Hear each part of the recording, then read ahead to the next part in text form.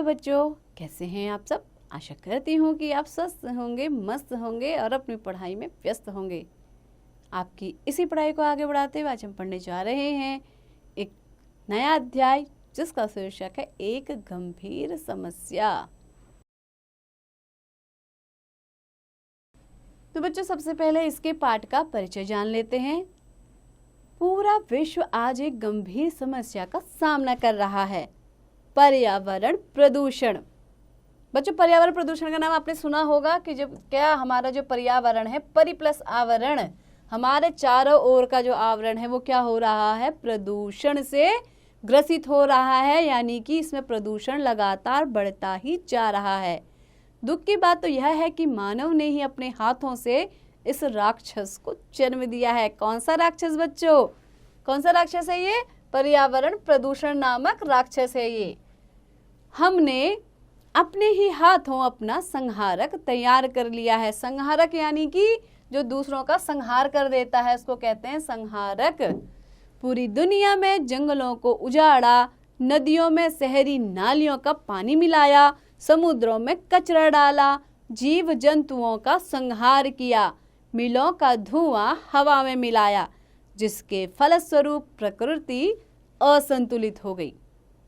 तो बच्चों, आइए इस पाठ को शुरू करते हैं। आप लोग ध्यान से सुनिएगा क्योंकि ये बहुत ही महत्वपूर्ण है। पर्यावरण प्रदूषण संपूर्ण विश्व की एक गंभीर समस्या है। यह मुख्य रूप से प्रकृति के साथ किए गए अन्यायों का साकार रूप है। केवल हमारा देश ही समस्या से ग्रस्त नहीं है, अपितु पूरा विश्व इसकी चपेट में है। यह समस्या दिन प्रतिदिन बढ़ती जा रही है। यद्यपि जनता में इसके प्रति जागरूकता बढ़ी है, परंतु खतरा अभी टला नहीं है। आइए इसके कारणों पर विस्तृत रूप से प्रकाश डालें। बच्चों, विस्तृत रूप से प्रकाश डालें यानी कि विस्तार में इसकी क्या करें, चर्चा करें और इससे छुटकारा पाने के उपाय खोजें।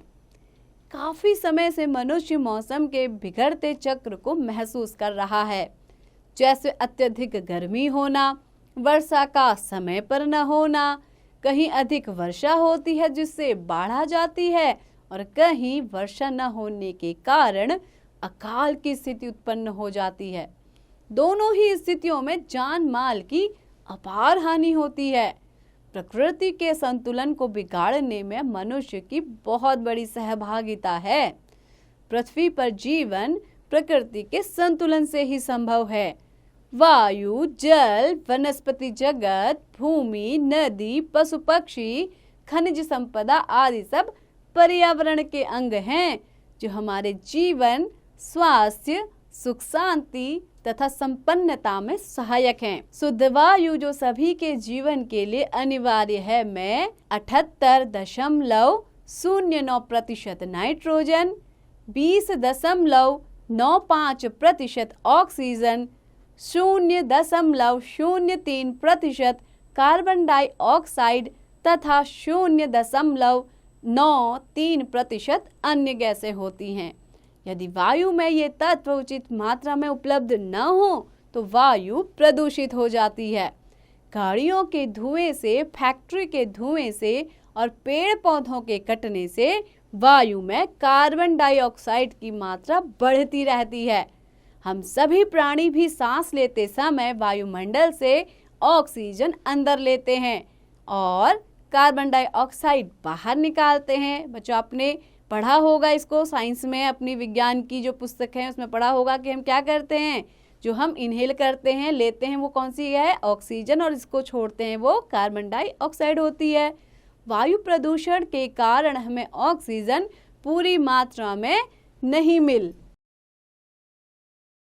मिल पाती, जिससे कई प्रकार के रोग हो जाते हैं, जैसे अस्थमा, हृदय रोग आदि। वायु की शुद्धि की प्रक्रिया वनस्पतियों पर अवलंबित है। बच्चों, अवलंबित होना यानी कि आश्रित होना, उन पर निर्भर होना।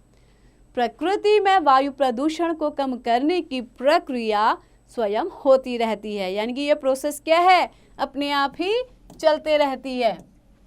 पेड़ पौधों की पत्तियों में बारीक रंध्र होते हैं जिनके द्वारा वातावरण और पौधों में गैसों का विनिमय होता है।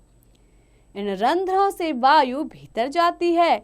यहाँ प्रकाश संश्लेषण द्वारा, बच्चों प्रकाश संश्लेषण यानी कि एक ऐसी प्रोसेस, एक ऐसी प्रक्रिया जिसमें सूर्य की उपस्थिति में कोई पौधा क्या करता है, अपने लिए भोजन का निर्माण करता है, जिसको आप पढ़ते हैं साइंस में फोटोसिंथेसिस। उसी को कहते हैं प्रकाश संश्लेषण की क्रिया। तो इसमें क्या होता है, कार्बन डाइऑक्साइड का ऑक्सीजन में परिवर्तन हो जाता है। उस कार्बन डाइऑक्साइड से पेड़ अपना खाना बनाते हैं और ऑक्सीजन को बाहर छोड़ देते हैं। इसी ऑक्सीजन के द्वारा हम सांस लेते हैं।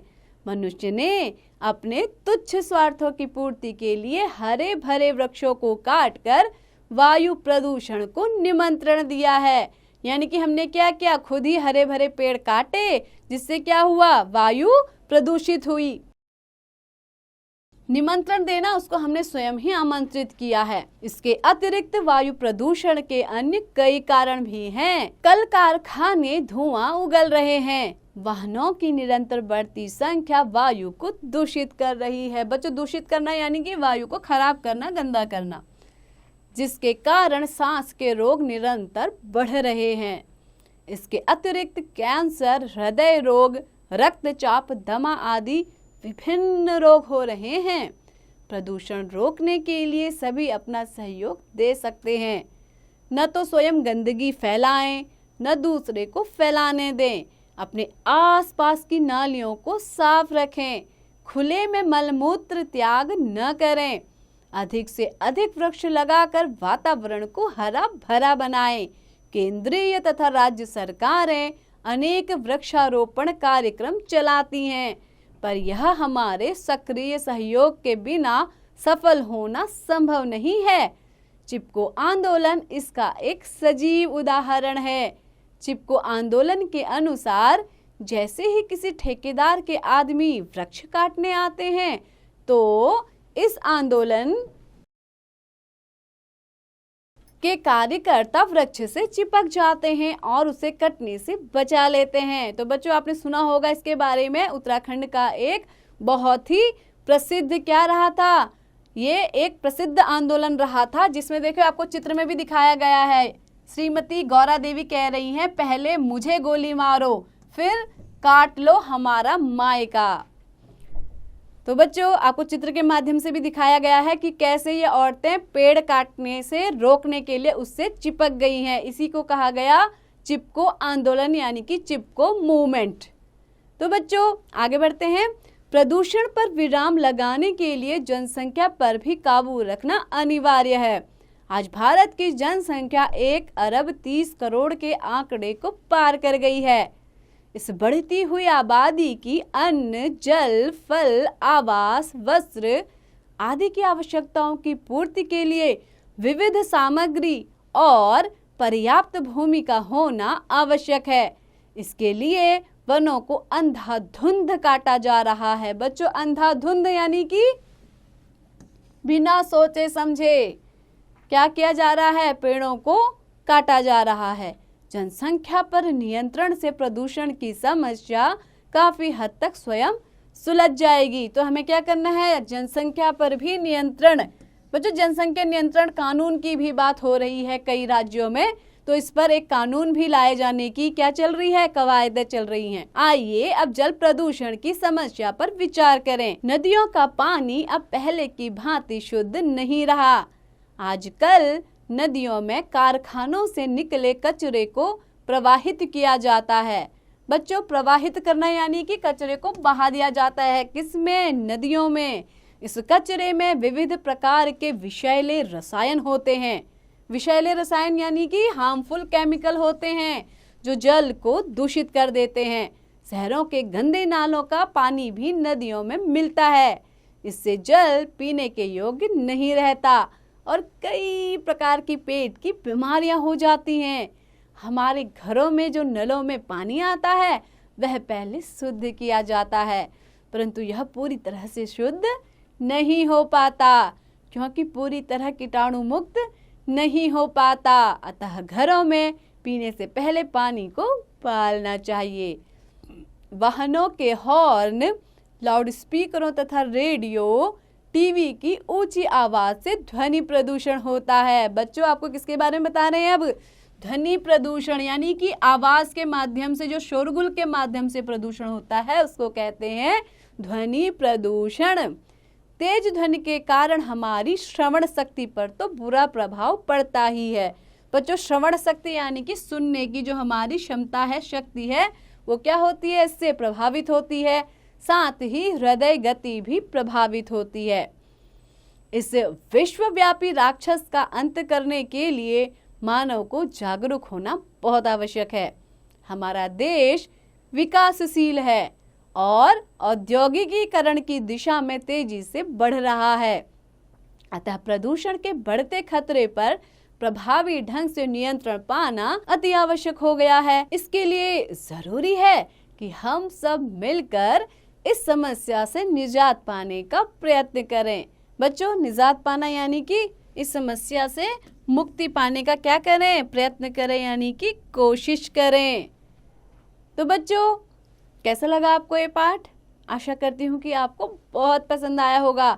साथ ही आपने इससे क्या सीखा कि हमें अधिक से अधिक वृक्ष लगाने चाहिए, जिससे हम अपने पर्यावरण को प्रदूषित होने से बचा सकें। और जो ध्वनि प्रदूषण बड़े बड़े लाउडस्पीकर के माध्यम से होता है, उनका क्या करना चाहिए? कम ध्वनि का प्रयोग हमें करना चाहिए, ताकि हमारी जो सुनने की शक्ति है इस पर भी कम प्रभाव पड़े। तो बच्चों आपके आसपास जो भी गंदगी है उसे क्या करना चाहिए? आपको फेंकना नहीं चाहिए इधर उधर, डस्टबिन में डालना चाहिए। साथ ही पेड़ पौधे भी लगाने चाहिए और उनकी देखभाल भी करनी चाहिए। और इसके साथ ही कभी भी किसी नाली में, किसी भी खुले पानी में जो गंदा कूड़ा है उसे बहाना नहीं चाहिए। तो इन सब बातों का आशा करती हूँ आप लोग ध्यान रखेंगे और एक अच्छे नागरिक बनेंगे। तो इसी तरह पढ़ते रहिए, आगे बढ़ते रहिए और हाँ, इसका अभ्यास जरूर कीजिएगा।